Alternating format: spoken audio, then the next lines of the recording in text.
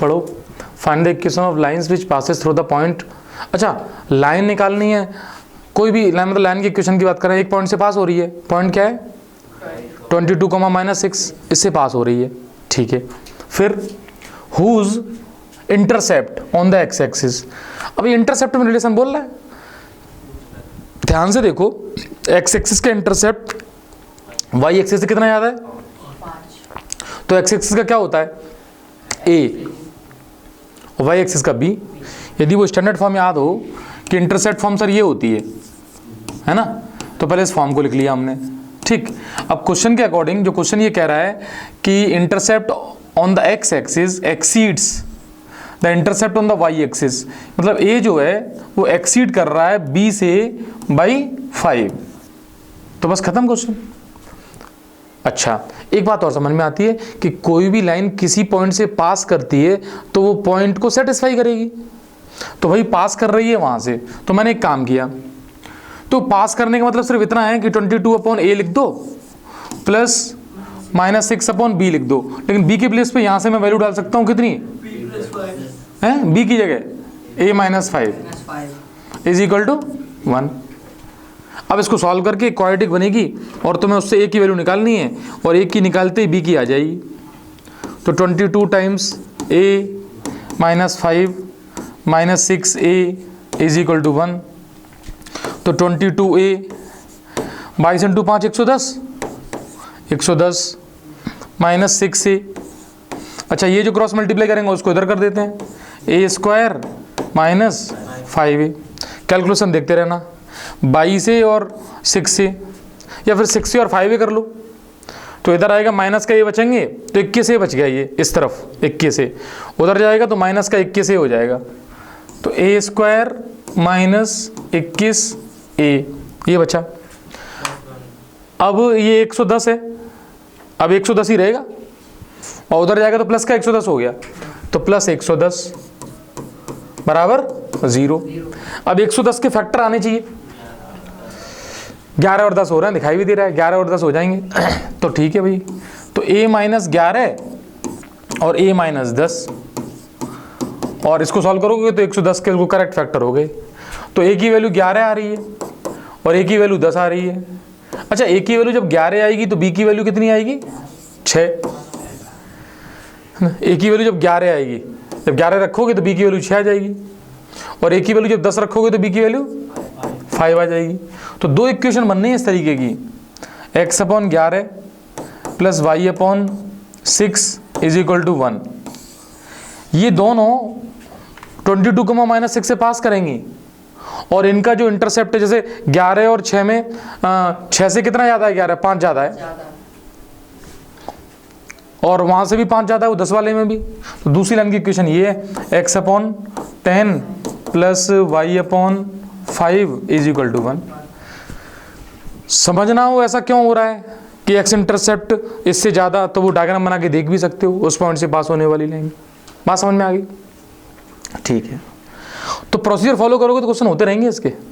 अब जैसे ये क्वेश्चन है, थोड़ा सा अच्छा क्वेश्चन ले लिया है, अब देखना, दिखाई दे रहा है ये, थोड़ा इसको नीचे कर देते हैं, चलो अब ये नीचे, चलो ठीक है, क्वेश्चन देखो, पढ़ लेता हूँ मैं एक बार, देखना। सो दैट लोकस ऑफ, अब तो लोकस आया ये, अब लोकस समझना ध्यान से। लोकस तुम ये सोच सकते हो कि 10th क्लास में कभी कभी लोकस जैसा कुछ ढूंढने को मिल रहा था, उसके बाद अभी ये मिल रहा है, तो है क्या ये लोकस? मैंने क्या बताया था, मूविंग पॉइंट जो होता है उसी का लोकस होता है, और उसको हम h, k मानते हैं, xy से रिप्लेस करते हैं, या फिर xy मान लेते हैं। अब सुनना, so that the locus of mid point, mid point का लोकस है ऑफ द सेगमेंट, सेगमेंट कौन सा, इंटरसेप्टेड बिटवीन द एक्सिस, किसी भी वेरिएबल लाइन का, जो भी लाइन है, लाइन ये बता रहा है x cos alpha plus y sin alpha equal to p। अच्छा, ऐसी लाइन तुमने देखी है ना, किस फॉर्म में होती थी, नॉर्मल फॉर्म में। नॉर्मल फॉर्म में इक्वेशन ऑफ लाइन यही थी, x cos alpha plus y sin alpha is equal to p। तो इस क्वेश्चन का मीनिंग क्या है वो समझते हैं। सबसे पहले y एक्सिस और x एक्सिस मैंने बना ली, मान लो ये है, ठीक, और ये लाइन है। अब ये जो पोर्शन है ए बी का जो मिड पॉइंट है, इसकी बात चल रही है। अच्छा तुम सोच रहे हो कि सर ऐसा कैसे हो रहा है कि ये लाइन का पोर्शन चेंज हो रहा है, so that locus of mid point intercepted between the axis of the variable line. अच्छा ये लाइन वेरिएबल लिखी हुई है, तुम्हें ये भी समझना चाहिए इस वेरिएबल लाइन का मतलब है अल्फा चेंज हो रहा है। अल्फा चेंज हो रहा है, लाइन घूमती चली जाएगी, क्योंकि अल्फा क्या होगा, जो यहाँ से एंगल बना रहे थे, जैसे अल्फा छोटा बड़ा करोगे लाइन चेंज हो जाएगी, ऐसे से होती जाएगी। और जैसी लाइन चेंज होगी ना, ये जो पॉइंट भी चेंज होगा, लाइन ऐसी होगी पॉइंट नीचे चला जाएगा, लाइन ऐसे खड़ी हो जाएगी पॉइंट ऊपर आ जाएगा। और हमेशा लोकस मूविंग पॉइंट का ही निकालते हैं, लोकस में पॉइंट फिक्स तो हो ही नहीं सकता, फिर लोकस का क्या मीनिंग है, पॉइंट मूव कर रहा है तभी लोकस जनरेट हो सकता है। अब सुनना, जो स्टेप मैं फॉलो करता हूं कि लोकस वाले पॉइंट को मैं h, k मान लेता हूं पहले एक बार, फिर x, y से बदल देंगे। तो मैंने मान लिया इसको h, k है, ठीक। अच्छा अब ये कह रहा था the locus of mid point of the segment intercepted between the axis of the variable line is, इस पॉइंट का लोकस ये बता रहे हैं ये। अच्छा ये मिड पॉइंट है, तो मिड पॉइंट बताओ यहां से एक के कोऑर्डिनेट में डायरेक्ट लिख दूं, पिछले क्वेश्चन में लिखा ही थे 2h, 0 हो जाएगा, एक के कोऑर्डिनेट 2h, 0 और b के 0, 2k, यस और नो, सही बात। तुम देख लो इसका मिड पॉइंट ये आ जाएगा h, k। अब सोचो ये जो लाइन है इसी पे तो ये पॉइंट है भाई, ये लाइन है और इसी पे ये पॉइंट इतने सारे दे दिए मैंने अब h, k और ये, तो ये लाइन क्या लिखी है, x cos alpha plus y sin alpha is equal to p। मैं तो एक काम भी कर सकता हूं कि जब ये लाइन x एक्सिस को कट कर रही है, अब इस पॉइंट को भी सीखना, ये लाइन जब x एक्सिस को कट करती है तो x एक्सिस की इक्वेशन है y इक्वल टू 0, तो y को 0 इसमें रख देता हूं मैं और वहां से x निकालता हूं। तो जैसे ही y को 0 रखोगे x cos अल्फा बराबर बचेगा p, और यहाँ से x की वैल्यू आ जाएगी, वो आ जाएगी p अपॉन cos अल्फा, ये आ गई p upon cos alpha. x की वैल्यू, x की वैल्यू का मतलब है तुम्हें पता है, इसका x कोऑर्डिनेट यानी 2h की वैल्यू आ गई है, तो मिड पॉइंट है ये, तो 2h की वैल्यू ये निकल के आ गई है। जो ये लाइन x एक्सिस को कट करती है तो जो इंटरसेक्शन पॉइंट है वो p अपॉन cos अल्फा, 0 हो जाएगा, लेकिन अभी मैंने मिड पॉइंट के हिसाब से वो मान रखा है। ऐसे ही जब ये लाइन y एक्सिस को कट करेगी तो y एक्सिस पे क्या 0 होता है, x, तो इसको सॉल्व किया, x को 0 रख दिया इसमें, तो y sin alpha is equal to p हो गया, तो y की वैल्यू कितनी आ गई, p अपॉन sin अल्फा। तो इंटरसेक्शन पॉइंट क्या आ जाएगा, 0, p अपॉन sin अल्फा, लेकिन मैंने वो क्या मान रखा है, 0, 2k, और इसको मैंने क्या मान रखा था, 2h, 0। अब मुझे ये बताओ तो 2h की वैल्यू कितनी आ गई, p अपॉन cos अल्फा, और 2k की वैल्यू, अच्छा यहाँ से h की वैल्यू कितनी आ जाएगी, h की नहीं, यहाँ से तुम निकालो cos अल्फा की वैल्यू, cos अल्फा की p अपॉन 2h, तो इसको मैंने बॉक्स में डाल दिया। अब यहाँ से 2k की वैल्यू कितनी आ गई, p अपॉन साइन अल्फा, यहाँ से साइन अल्फा की वैल्यू कितनी आ जाएगी, p अपॉन 2k। अच्छा मैंने cos अल्फा साइन अल्फा क्यों निकाले पता है, अल्फा वेरिएबल है, मुझे इस अल्फा को गायब करना है। बेटा लोकस का एक फंडा था कि जिसमें वेरिएबल चीज को हटाना होता है, कुछ भी लगाओ तुम, ट्रिग्नोमेट्री लगाओ, जो तुम्हें समझ में आए। अब देखना, जैसे ही मैं cos square alpha plus sine square alpha, मुझे पता ना 1 होता है, तो cos square alpha plus sine square alpha को 1 कर दूंगा, तो देखो cos स्क्वायर अल्फा यानी p square upon 4h square plus p square upon 4k square is equal to, अब p स्क्वायर कॉमन ले लो और 4 नीचे कॉमन हो जाएगा, तो 4 ऊपर जाएगा, p स्क्वायर नीचे जाएगा, तो 1 upon h square, 1 upon k square, 4 upon p square. बस इस स्टेप में मैं इसको x y से रिप्लेस कर दूंगा, ये आंसर आ गया 1 upon x square plus 1 upon y square equal to 4 upon p square, यही प्रूव करना था रिप्लेस करते ही। तो सुनो, लोकस को तुम आज इस क्वेश्चन से समझ सकते हो, ऐसे क्वेश्चन बहुत करेंगे वैसे तो। अब लोकस फंडामेंटली क्या होता है कि उस पॉइंट को h, k मानो, पहली बात। एच कॉमा के मानने के बाद अब तुम्हें क्या करना है, उसमें एक ऐसी रिलेशन बनानी है, ऐसी रिलेशन बनाओ जिसमें वेरिएबल नहीं होना चाहिए। और इस क्वेश्चन में या इसमें क्वेश्चन क्या ही रहा था कि वेरिएबल कौन है, देखो क्वेश्चन में ध्यान से देखो, वेरिएबल कौन है, अल्फा, अल्फा वेरिएबल है। अब तुम्हें जो अल्फा वेरिएबल है उसी को रिमूव करना था, तो अल्फा वेरिएबल को रिमूव कर दोगे हो जाएगा काम इसका, ठीक है। नेक्स्ट क्वेश्चन देखें, इसको ध्यान से समझ लो, फिर नेक्स्ट क्वेश्चन देख लेते हैं। चले, ये समझ में आया, ठीक है। अब देखो अगला क्वेश्चन क्या है, find the angle between the lines. अब देखो एक छोटा सा क्वेश्चन जो कह रहा है कि दो लाइंस के बीच में एंगल बताओ।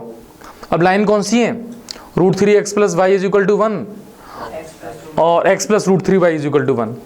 अच्छा याद करो दो लाइंस के बीच के एंगल का फॉर्मूला याद है, tan θ = m2 - m1/1 + m1 m2। तो तुम्हें क्या पता होना चाहिए, m1 और m2 पता होने चाहिए। तो लाइन से स्लोप कैसे निकालते हैं, इसको स्लोप इंटरसेप्ट फॉर्म में लिख लो। जैसे देखना ये पहली लाइन है, इस पहली लाइन को मैं ऐसे लिखूंगा -√3x + 1। ऐसी दूसरी लाइन को मैं लिखूंगा, पहले तो √3y है, ऐसे लिख लिया चलो, -x + 1।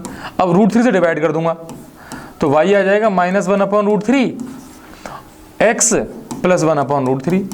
कुछ नहीं है, ये m1 है ये m2 है, देखना ध्यान से इधर ही। अच्छा अब एंगल का फॉर्मूला tan θ और मोड लगता है m2 - m1/1 + m1 m2। अब किसी को भी मान लो, जैसे इसको m1 मान लिया, इसको m2 मान लिया, इसको m2 मान लिया, इसको m1 मान लिया, कुछ भी, तो चलो इसको मान लिया तो -√3 माइनस माइनस प्लस हो जाएगा 1/√3, दोनों माइनस के हैं तो नीचे क्या बनेगा बताओ, 1 बचेगा, √3 × 1/√3 इसका मॉड। अब इसको सिंप्लीफाई कर लो तो ऊपर कितना आ जाएगा, देखो यहाँ तो अच्छा काटना मत, √3 से √3 2√3 कर देंगे नीचे, या काट दो चलो, वो √3 रह जाएगा, ऊपर से आ जाएगा, ये 2 हो गया नीचे, तो ऊपर हो गया 1 - 3/2√3 और इसका मॉड है, तो मॉड की वजह से नेगेटिव वैसे ही नहीं लेना है, तो 2/2√3 तो 1/√3। अब बताओ 1/√3 किस एंगल की वैल्यू होती है, 30 डिग्री, तो बस खत्म, 30 डिग्री दोनों लाइंस के बीच का एंगल आ गया। तो tan θ 1/√3 होती है tan 30 डिग्री, तो थीटा की वैल्यू 30 डिग्री। छोटा सा इजी सा क्वेश्चन है, हाँ, लेकिन हमें तो अभी सीख रहे हैं तो सीखना पड़ेगा ना भाई, देख लो इसको,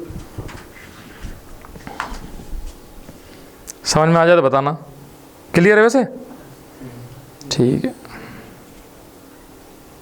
चले आगे। ऐसे छोटे छोटे क्वेश्चन भी है, लेकिन ऐसा नहीं करना कि छोटे क्वेश्चन तो हो मतलब करने तो पड़ेंगे यार। देखो next, find the equation of the line through the origin. अच्छा ओरिजिन से जा रही है तो पॉइंट मिल गया, पॉइंट पकड़ लिया, फिर making an angle theta with, ये तो पता है ये क्वेश्चन नहीं है, ये थ्योरी है, ये आज की जो क्लास है उसमें एक फिर थ्योरी है, ये मान लो तुम। एक्चुअली देखो इस क्वेश्चन की खासियत क्या है अपने आप में, तुम्हें मैंने ये एक्स एक्सिस मानी है फिलहाल, ठीक, एक पॉइंट है ओरिजिन, हालांकि मैं ओरिजिन ना लेके x1 y1 भी ले सकता हूं, ओरिजिन है मान लो, ठीक, वहां से जाने वाली लाइन बतानी है ओरिजिन से, जैसे ओरिजिन मैंने यहां मान लिया सपोज। अब लेकिन इसमें एक बात और दे रखी है, जो लाइंस होंगी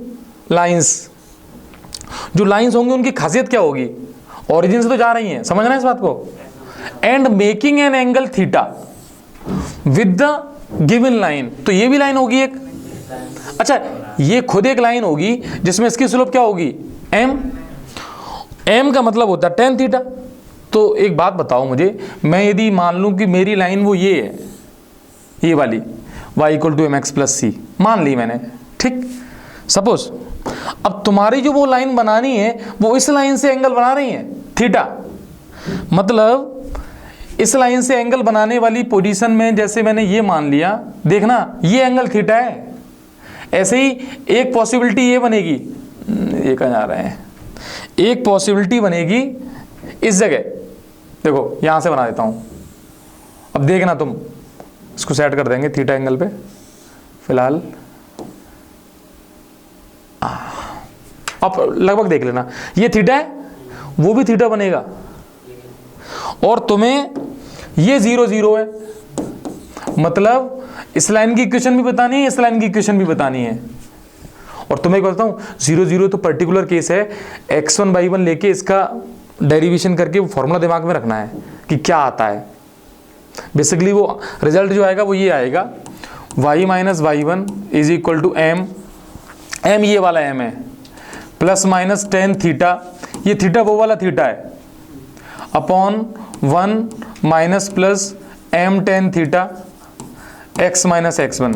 तो तुम्हारे नोट्स में ये क्या कहते हैं, एज अ एग्जाम्पल दिया गया है, लेकिन ये एज अ थ्योरी है। ये वो दो लाइंस होती हैं जो x1 y1 से जाती हैं और y बराबर mx प्लस c से एक गिवन एंगल बनाती हैं। ये हेडिंग होती है कि find the equations of line making a given angle with a given line. एक दी गई लाइन से दिया गया एंगल बनाएंगी और एक पॉइंट से जाएंगी, उन लाइंस की इक्वेशन बतानी है। तो पता है ये आसान है, अब कैसे आसान समझना। अभी तो मैं x1 y1 में x1 y1 लिख सकते हो यहाँ पे, इसकी जगह मैंने फिलहाल x1 y1 ले लिया है। अब तुम जो चीज़ सिखा रहा हूँ वो सीखना। इधर देखो, अच्छा ये बताओ, ये मैं इसको एंगल को अल्फा मान लेता हूँ, m को tan अल्फा, ठीक। तो ये वाला एंगल जो है ये x एक्सिस मैंने मानी है, यस और नो। तो ये एंगल कितना हो गया, अल्फा। अच्छा x एक्सिस को मैं पैरेलल शिफ्ट कर सकता हूँ, जैसे x एक्सिस यहाँ है, इसको मैंने पैरेलल शिफ्ट करके x एक्सिस को यहाँ लगा दिया, कोई दिक्कत, पैरेलल शिफ्ट होगी x एक्सिस। सेम तरीके से x एक्सिस को पैरेलल शिफ्ट करके मैंने यहाँ लगा दिया इस जगह। अब देखना, जो तुम्हारा एंगल अल्फा था, जो ये लाइन बना रही थी, वो एंगल अल्फा तो यही हो जाएगा, ये वाला एंगल भी तो अल्फा ही बचेगा। अच्छा अब ये वाली लाइन जो है वो इससे थीटा बना रही थी, तो ये थीटा था सिर्फ इतना सा थीटा, तो एक्स एक्सिस से इसका एंगल क्या हो गया, थीटा प्लस अल्फा, यस और नो। और सेम तरीके से यहां देखो, ये फिर थीटा है, ये तुम कह सकते हो, क्योंकि ये लाइन एक्स एक्सिस से थीटा बना रही है, तो ये थीटा हो गया, तभी तो दोनों थीटा सेम है भाई। वो लाइन जो लाइंस बतानी है वो इस लाइन से थीटा ही बना रही है एंगल, तो थीटा थीटा यही वाली थीटा लेंगे, उधर वाला थीटा नहीं लेना है, क्योंकि जैसा एंगल ये, जैसे ये 45 है तो वो भी 45 ही है। अच्छा लेकिन एक्स एक्सिस ये है और यहाँ ये पॉइंट अल्फा हो गया। अच्छा बेटा ध्यान से देखना, ये थीटा है तो इतना हो जाएगा 180 माइनस थीटा, और मैं यहाँ से यहाँ तक का एंगल यदि निकालूंगा तो 180 माइनस थीटा प्लस अल्फा आ जाएगा। देख लो एक लाइन पे कितना बनता है 180, ये एंगल थीटा, तो 180 माइनस थीटा अल्फा जोड़ दिया। तो मुझे ये बताओ इस लाइन की स्लोप क्या होगी, इसका tan, और इस लाइन की स्लोप क्या होगी, थीटा प्लस अल्फा का tan। मींस एक बार स्लोप निकल के आ गई तुम्हारी, वो आ गई tan अल्फा प्लस थीटा, और एक बार जो स्लोप आ गई वो निकल के आ गई tan 180 plus alpha minus theta, ऐसा लिख दिया मैंने, प्लस अल्फा माइनस थीटा। अब सुनो, tan 180 प्लस थीटा, इसको पूरे को थीटा मान लो, एंगल मान लो, तो tan 180 प्लस थीटा क्या होता है, किस क्वाड्रेंट में आएगा tan 180 प्लस थीटा है, तीसरे में आ जाएगा। तो तीसरे में यदि आएगा तो tan 180 प्लस थीटा क्या होता है, तीसरे में tan कैसा, पॉजिटिव, और चेंज होगा नहीं, तो कितना आ जाएगा tan थीटा। मतलब ये स्लोप बच गई tan अल्फा माइनस थीटा, ये आ गई अल्फा माइनस थीटा। अब मुझे बताओ तो स्लोप ये होगी या फिर ये होगी, और ध्यान से देखो ये दोनों वैल्यूज यहाँ लिखी हुई हैं। एक्चुअली ये tan a प्लस बी का फॉर्मूला है, अब tan a प्लस बी का फॉर्मूला यदि मैं लगा दूं, अब देखना स्लोप बन गई मेरी tan, दोनों को एक साथ लिखूंगा ना तो alpha plus minus theta, yes और नो।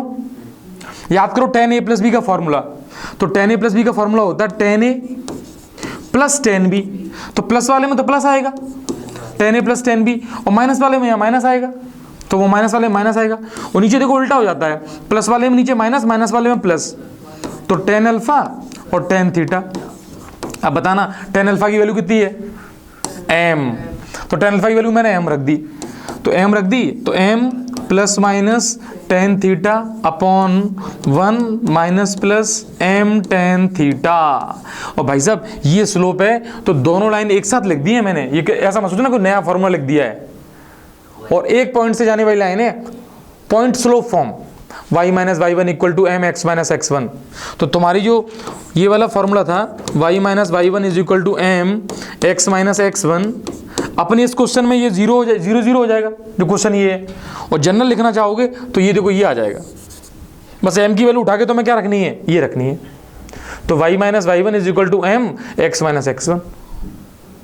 और इस क्वेश्चन के हिसाब से करोगे तो आंसर क्या आएगा, y माइनस जीरो, एम की जगह ये पूरा आ ही जाएगा क्योंकि इसमें कुछ चेंज करना नहीं है, वो जीरो हो गया, upon 1 minus plus m tan theta x minus zero. तो तुम्हारी नोट्स में देखोगे ये आंसर लिखा होगा इस क्वेश्चन के लिए।